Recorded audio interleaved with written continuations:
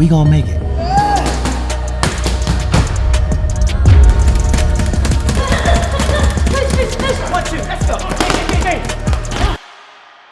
Boxing King media powered by the Riyadh season. We're in Riyadh for the big fight week. Joe Gallagher's in town. You know it's a big fight week when Joe's in town. What are you laughing for? Fucking shit. Yeah, hi mate, you alright? You've been every time I've been here for a Riyadh fight week. You've always been here, so it's I suppose. Obviously, I was here over the past year, obviously involved with the Mike Tyson boxing gym, and then also being over here having Mo making his debut, and then who can forget the gala night last year, which was an unbelievable night, and great video work by yourself. How you remember that? I'm looking forward to recreating that this Thursday. The characters and the legends. It was a one-off, that wasn't it? It was one-off. That was. To be fair, that was a pinch yourself moment, because I'm sure you look back at that. Oh, I do it to see like Zidane, Figo, Ronaldo, all that. It was just Eminem. But fighters that you don't usually see on the circuit, like Buster Douglas. Like, I've got to see, but Michael Spinks, I haven't seen him for years, and it was just like, wow, you just. Growing up watching all them, it was an opportunity to see them. They're not fighters that you usually see on the circuit or get the chance to see on the circuit doing dinners and stuff like that. So yeah, it was a pinch yourself moment. Hopefully they're going to recreate something similar with the Ring Magazine dinner. From the names I've heard, there's going to be a lot of boxing legends, but can't say the names, but it'll be decent. We're in Riyadh, but I want to talk to you just about, you've had a couple of really good weeks recently. I'm going to talk about Lawrence Okolie first, a guy that it's interesting because going into that fight, all the memes, you must have seen the memes on Twitter. There's one that was quite funny looking at it, but they just kind of expanded his belly and his chest, trying to make it look like he put on loads of weight. So there was a lot of talk about the weight as well. People have suggested maybe he's not put the work in as well in the gym. Obviously you train him, so you tell us the work he put in, and obviously a devastating finish on the night. Yeah, I think people are too quick to jump the gun. People forget, like you fought in for Lawrence fought at Bridgerweight, 16 stone earlier on in the year in May in Poland, got in the ring at nearly 17 stone. Looked fantastic, had a first round finish, and then this time now when we got the opponent, we've seen he was always around the 255, 260 mark, and that's what we wanted Lawrence to do. We wanted him to go in there against a big heavyweight, a proper heavyweight, not a blown up heavyweight, because all the big names in the division bar Usyk are all tall big fellas. So the game for the fight in Poland was to be like a Tommy Hearns, tall, rangy, explosive, which he was. And then for this fight, we were modelling ourselves on being a Lennox Lewis with good jabs and how the way he handled big guys like Razor Ruddock and Galato. And he did that as well, Lawrence. So I think it's easy for people to sit there or assume or whatever, oh, he's not motivated or he hasn't done this, but they haven't seen the rounds that he's doing, the sparring that he's doing, the track work that he's doing. And Lawrence will tell you he's absolutely being pushed through it. I'm not sat there going, there you go, Lawrence, you sit in your own restaurant that he has in Dubai there and eat yourself silly like the scene out of Monty Python. It's nothing like that at all. Healthy food. I've eaten this. Actually all healthy. Oh yeah, it's lovely in there. And no, he's worked really hard. Big thanks to Kamani boxing team over there, the Kamani boys, for letting us use it. But Lawrence is he was heavy for that fight. He might lose half a stone for that, but we're still in the process of finding his best performing weight. But he showed that he could carry the weight, and the fights will come where he is going to be able to show people that there's a new improved version of Lawrence Okolie. As a man with so much boxing experience, explain to the people that don't understand boxing. They would have seen Lawrence's midriff and thought he's not trained, he's got a big gut on him compared to what we've seen before, cruiserweight, etc. So you explain, having a gut in boxing, you could have probably explained it better than me, means jack shit.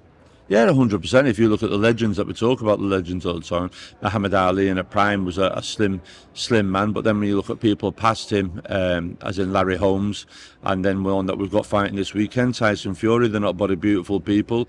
Then you've had unbelievable heavyweights that were body beautiful, Frank Bruno, Anthony Joshua and stuff like that, and they still can get beat. There's no guarantee. We're not in a bodybuilding business, we're in a boxing business. And if you look at the great fighters in the past, like Chavez, I don't think I've ever seen Chavez with a six-pack on him, or Roberto Duran with a six-pack on him. Do you know what I mean? So it's just absolutely nonsense. Sometimes I think people are just there to have a pop for the sake of having a pop. And Lawrence Okolie is putting the work in. There was a lot of things Lawrence hadn't done in his career till he come to me, but he's doing them now. He certainly is, and I know people moaned about what he's done in the past, but like you said, two explosive knockouts in the first round, he can't ask for anything else. So, your ideal path for him, who would you want him to fight, say, next 2, 3 fights? I'd like him to have another fight around March time, and then get him out then, and let's see where all these titles at. If Usyk wins at the weekend, does he retire and all the belts get split up? Does Tyson Fury wins? Does he take all the belts then into a fight with Daniel Dubois? I doubt it. I think it'll be Fury Joshua for all the belts. So there's big fights to happen in December and February, but in the meantime, I'd like to get Lawrence out again and take it from there against another heavyweight. I know I've seen people talk about Joe Joyce. Most will be Joe Joyce or someone else. We'd have to look, but I want someone where he can just get the rounds in again, get someone that'll give him some rounds, and then have him sharpened up, ready for his world title fight. We don't want to be involved in what's the word I'm looking for. We're really Lawrence is sharing the stock exchange, is how I explain it. Where he's in the WBC4 now, he's nearly got to get the chance and opportunity of becoming a three-weight world champion. We just need that. Like when Barry McGuigan fought Pedrosa, he fought Juan Laporte before him. Good fighters. Just before your big fight, you have a fight and a test. Nothing too dangerous, but enough to give you a good workout. And that's the type of person I'm looking for Lawrence to do, and get him ready then to go into the fight ready. Definitely so exciting times ahead for Lawrence. Tasha Jonas at the weekend, I was lucky enough to get a stream and watch it here. Great performance and a bit of feistiness at the end. And I've seen there's been a post by a boxer today suggesting an event's going to take place on the 7th of March for Women's Day. The only thing I can think of is Tasha Jonas and Lauren Price. So where do you stand with that, and obviously a performance? I thought it was a very mature performance, very controlled performance, and a very experienced performance for someone that's operated at world level now for a few years. She controlled the tempo, the pace. She's decided when to throw, and that's a sign of a good fighter. That's what Mayweather used to do, wasn't it? Before people start, I'm not comparing Tasha to Mayweather, but I'm just saying the way that he can control a fight just by using his feet and everything else without really having to throw anything. He threw when he wanted to throw. That's what Tasha did the other day. Tasha's now 40 and a half, 41 early next year. Am I comfortable with it? No, not really. As you said there's on about a showing match. I've not seen Tasha yet. I said we'll sit down and discuss that, and I think people want to hang fire on announcing or pronouncing everything, because me, Tasha and the team, I need to go and to have a sit down and discuss what's best for Tasha next, and whether Tasha fights again or not. Tasha, obviously, at the presser afterwards in the ring, quite sharp-tongued. I think people seeing a different side of Natasha. Tasha's a stubborn individual, a proud individual, and she wants them fights with Michaela Mayer and Katie Taylor, and people are trying to put Lauren Price into it, where all along I said, well, why didn't just Price fight Mayer if you're that desperate for a fight in the meantime? But if it's got to be Price, then we'll sit down. But we're going to sit down. Tasha's had a fight. She's going to enjoy Christmas. She didn't enjoy it last year.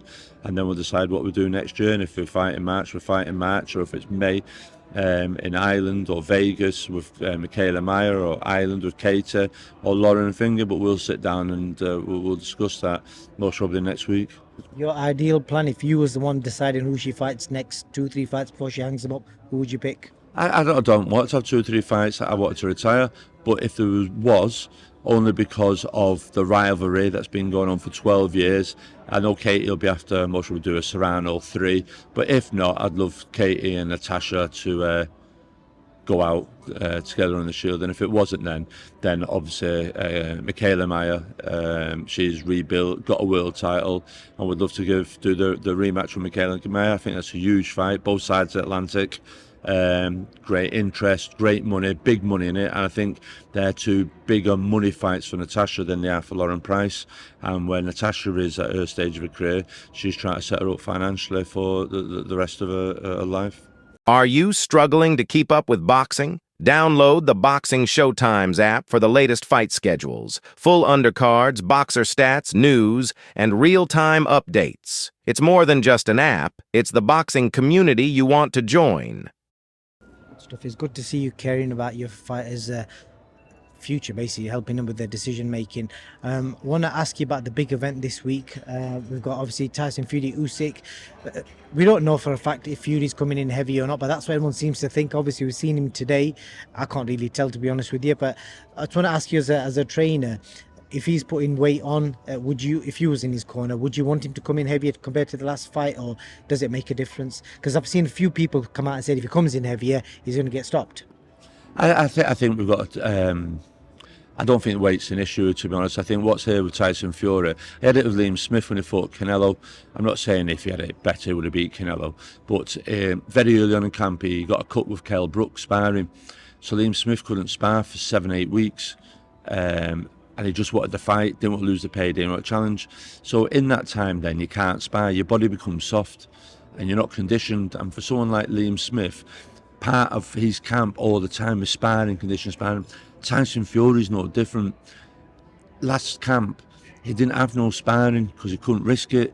So his motion was sat there going, well, I'm used to doing so many rounds, so many days. That's been took away from me. So what I'm doing now, a bit of more bag or more pads or more whatever. And he still did what he did. Now you're going to say, right, Tyson, you're allowed to spar back again, and he's back happy with doing what he's doing, getting conditioned with sparring, getting his aim with sparring, working on proper tactics in sparring. You got to see. It's hard to say you got to see a whole different Tyson Fury, but you got to see a better version of Tyson Fury than it was the first fight, because being allowed to prepare the way that he wants to prepare, tactically wise, doing rounds, body getting hard, getting used to taking shots again, whether he got took any in sparring or not, but having that awareness, riding shots, laying back when you haven't got that going into a fight. You're off the pace. You don't see them shots coming, and like you say, he got caught in the fight. Maybe with a bit of sparring, you would have seen it coming, but you're just off. You're off the beat by a split second. But having the sparring, being the tools sharpened, I think that'll be the case with Tyson Fury. I think he'll be more aware, more switched on, and have a bit more. He'll be on it. Does that make sense? Yeah, and I got because you're basically saying the sparring's the issue. Yeah, I think the sparring's the issue. I think it's very much like a footballer. You can turn around and say to, let's say United at the moment, Marcus Rashford saying, right, go and play keepy uppies and hit the ball against the wall, and that'll get you ready for like the European Champions League. But if you're not playing matches or five-a-side or whatever, then you can't be that kid. So Tyson Fury, very similar. The main thing here is a boxer and a fighter, and your main thing they're doing is sparring. Like Rashford would be playing football, and if you can't do that, you're not got to be like on it. Do you understand? So I think Tyson Fury, I think him having the sparring, it'll give him, by the looks of it, it's been a positive camp, good sparring partners. I think he's like, nah, I'm on it now. You got me last time, and when I wasn't on it, now you got to get the best Tyson Fury. Usyk, there was no complaints from his camp last time or anything, so we'll just have to see, can he do things different this time. Psychologically, he knows that he can hurt him, and Tyson Fury said, yeah, you got me, mostly because I didn't see the shot coming, but I know I can hurt you too. I caught you with an uppercut, you've admitted I got caught by an uppercut, so they both know they can hit each other now, they both respect each other's power. Yeah, I think Tyson Fury, even though he lost, he'll come into this fight a lot more confident. Everyone I've spoken to so far, last year, I remember last fight, it was quite split. This time, I think it's literally 90% people I've spoken to are all picking Usyk, and a lot of them by stoppage. So I'm going to obviously put you on the spot. How do you see this fight unfolding? Big Usyk fan. Wouldn't surprise me if he did win it, but I just think with what I've just said there now, and his training and the team around him, the sparring partners, if he only lost by a round or how close it was last time, I think Tyson Fury can do it around. He's always better in rematches, and he knows himself. He's documented the personal issues back at home while the fight was on. He didn't really want to be in there with what was going on. So you've got a kid that's not had sparring, and his mind's not right. Everything seems to be right for this. We've not heard nothing bad from it. So I just think a fully focused, determined Tyson Fury with a point to prove. He's got to be a hard man to beat, and he knows he was messing about half the time.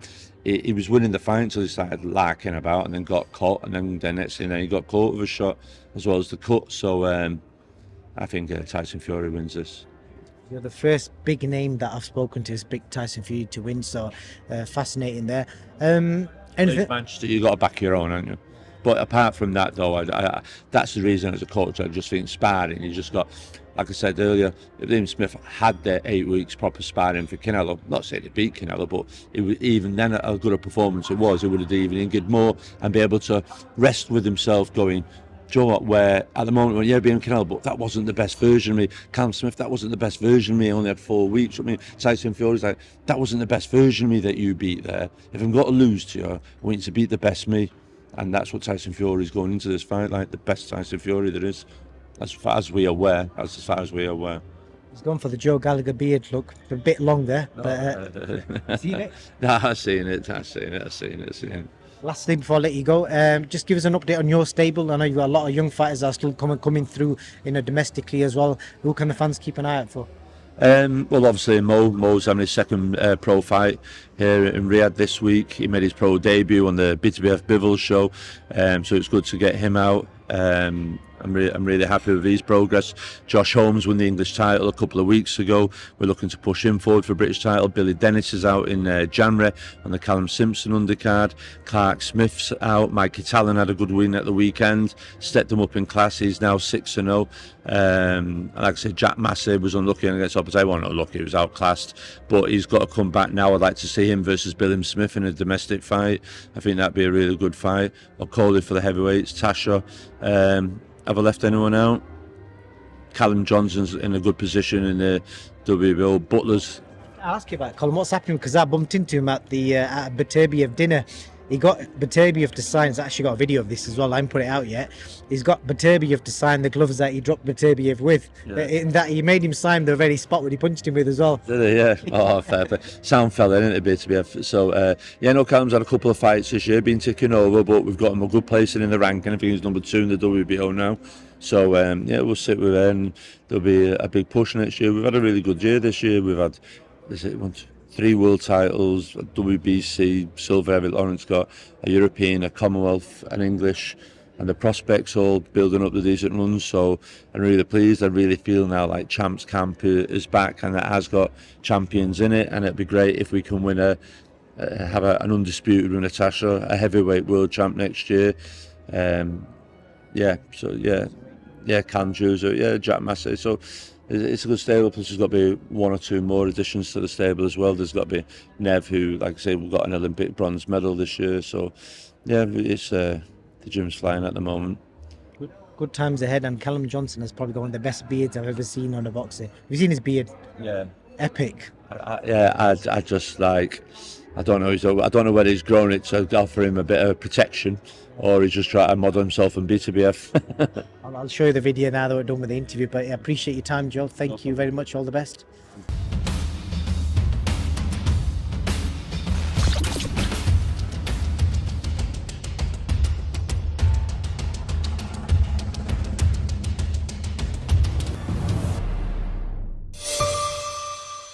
We gonna make it.